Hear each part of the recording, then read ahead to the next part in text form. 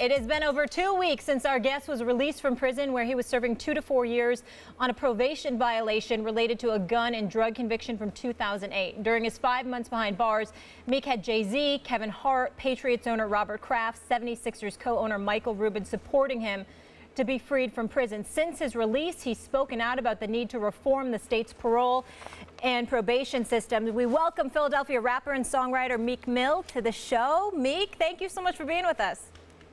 Alrighty, thank you for having me. Big fans.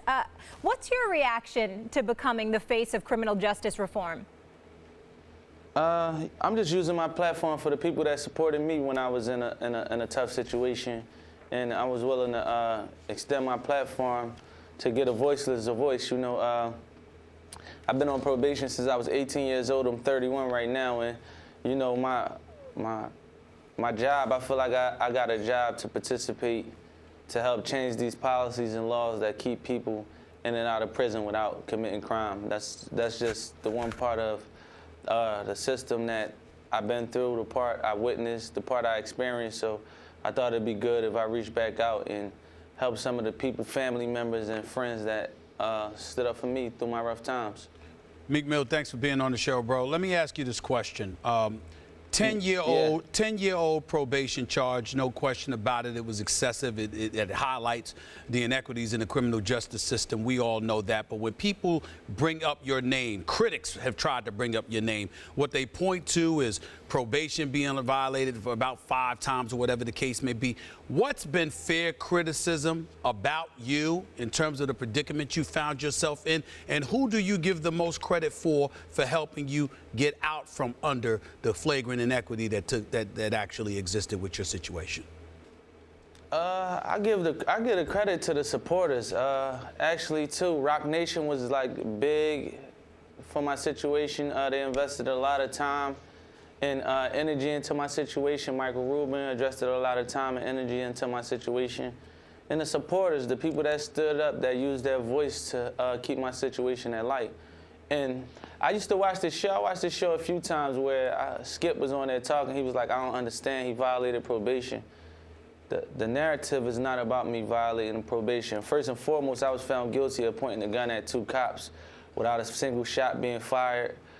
Second of all, these cops were proven to be corrupt cops, liars, robbers, abusers. They beat people, and it's your constitutional right to be have fair trial, and I didn't have a fair trial, and I was found guilty of some things that I didn't do, and I actually was put on probation for a long period of time, which followed me through years. And me being a public figure, someone who has a job, I am employed, I employ people, I do a lot of charity. This situation even stalked me down and walked me back into a prison without me committing crime. Within, I was found guilty in 10 years ago. It's been 10 years since I've been under the eye of the law for criminal activity, and I'm still being sent back to prison for minor infractions like technical violations. Right. And what people don't know, a technical violation could be as simple as a loitering charge. I could be standing in front of somebody's house and they call the cops, and for loitering, and I could get put in prison for 3 to 4 years, 2 to 4 years, and things like that. Gotcha. I don't think them policies should exist. Meek, I think that I can imagine for yourself the details of your own case are important, obviously. I'm not trying to minimize the details or injustice that you suffered as an individual or your interpretation of them. But it seems to me that you became bigger than your own case. You became a symbol for criminal justice reform.